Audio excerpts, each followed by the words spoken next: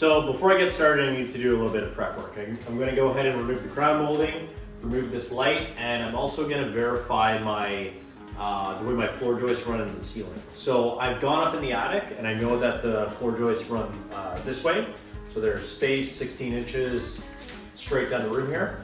I'm just going to go ahead and verify where they actually are in the ceiling so that I know where to nail my MDF wood paneling strips to.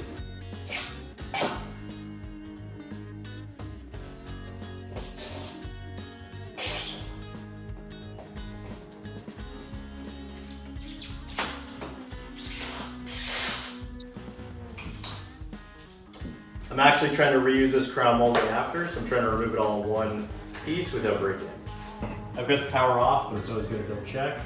You should probably do it before you remove the light.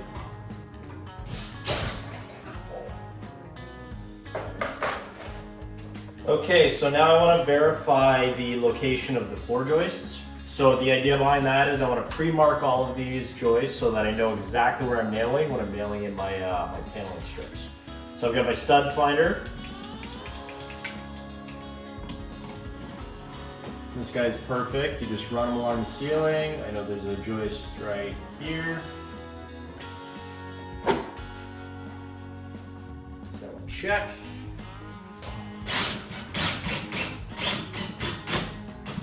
So when I say check, I'm literally driving a drywall screw into the ceiling, and you can just tell when a screw bites into a piece of wood rather than just spinning in a sheet of drywall.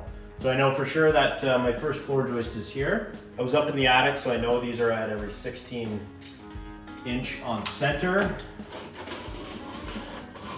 Yeah, right there. But I had a little bit of sagging here, so I want to make sure I screw this sheet in pretty good before I nail the planks up there.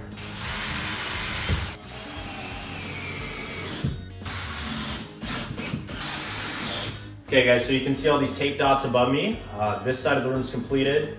Every 16-inch center, I found a floor joist. I double checked it with the screw to make sure that it was actually there. And I'm gonna go ahead and I'm gonna do the same thing on this side. Okay guys, so I've got my laser set up.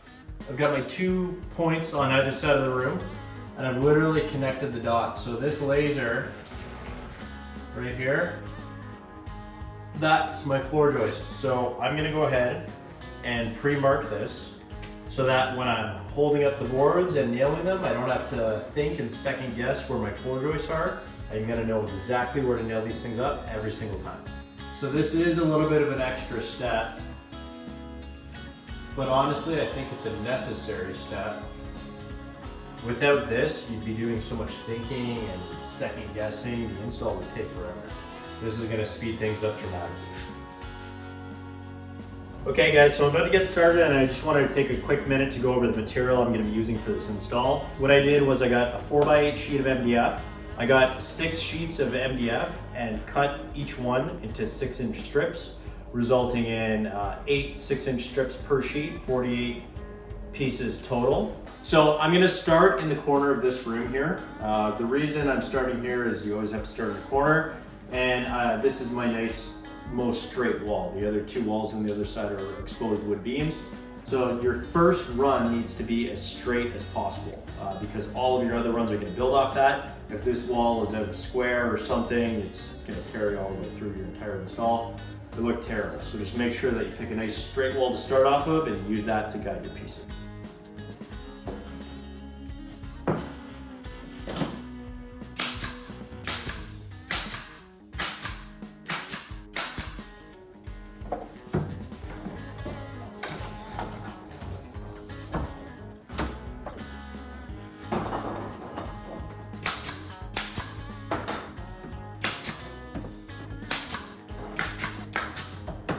So for this second run, I'm going to start on this opposite side just because I don't want my joints to line up. Once I'm finished, these joints will be sanded and should be pretty smooth, but I just want to stagger them as much as possible so you don't get any sort of noticeable pattern.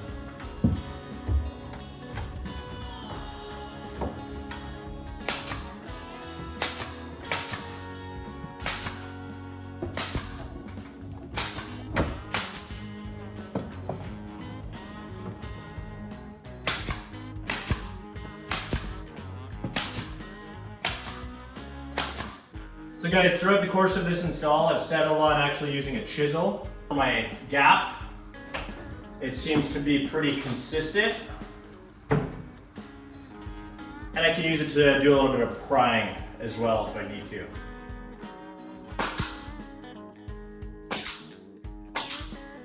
So guys, I'm running into a bit of a problem here. You may end up in this situation as well if you got an old house like me. My ceiling's a little bit wavy.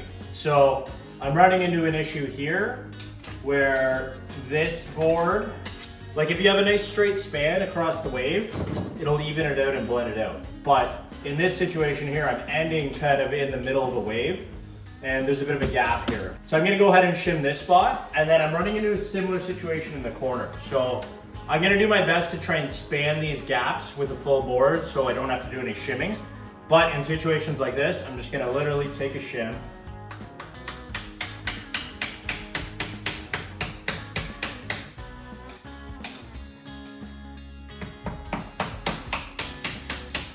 And then hammer it in until I'm happy with the elevation variance between the two. It's pretty smooth straight across. And then I'm gonna leave this.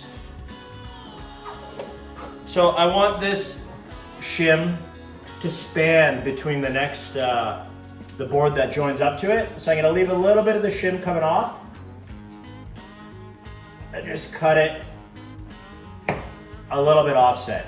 And then that literally snaps off, and then I'm left with a little joint there that I can butt the next board up to.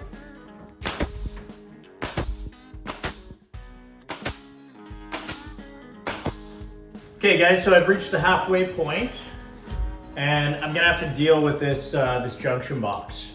So as part of the final install, I'm actually gonna get a junction box extension to drop this thing down about 1/2 inch. It's just, you can pick it up at your local building supply store. It screws right into the screw holes on the junction box and just brings this thing down about 1/2 inch, which is the thickness of my board. So I need to do a bit of a cut here. I'm gonna get a full board, see where exactly this thing lines up. Something like that. Oh yeah.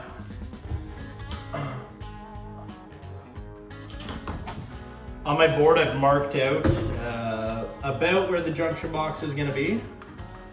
So I'm gonna go ahead and I'm gonna cut this out using my saw and just put it back up and just see how it looks. I might have to do a little bit more, but I'd rather just cut just enough so that I get a good fit. And if I have to go back and do a couple correction cuts after, I'll do that rather than cut too much.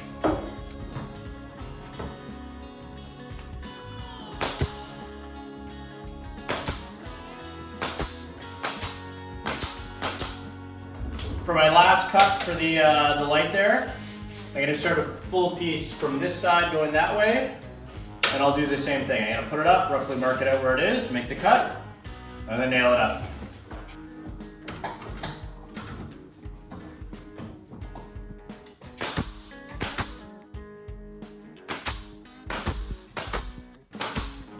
So I'm about to install 2 full 8-foot boards here in this section, and I just want to go over an issue that I've been having throughout the course of this install. So because these were all cut on a table saw, I'm running into an issue where all the saw cuts aren't perfectly straight.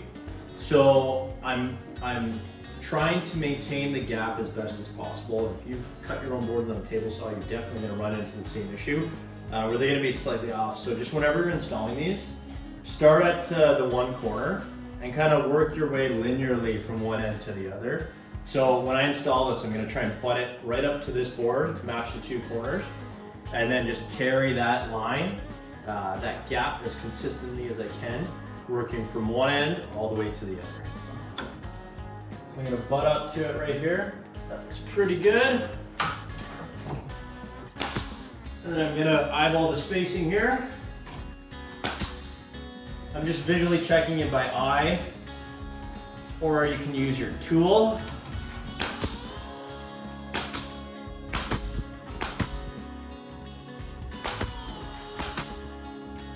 Once you get all the boards installed, the next step is you gotta go around and fill all the individual nail holes. So I'm using a LePage wood filler product. I find that this is very good at getting the holes filled the first time.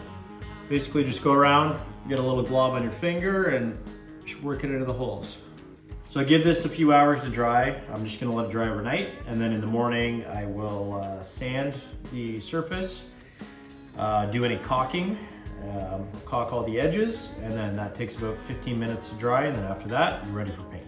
Okay, so for sanding, I happen to have this sealing sander meant for doing drywall. Honestly, this thing looks incredibly overkill, but I paid 90 bucks for this thing on Amazon, and you cannot go wrong.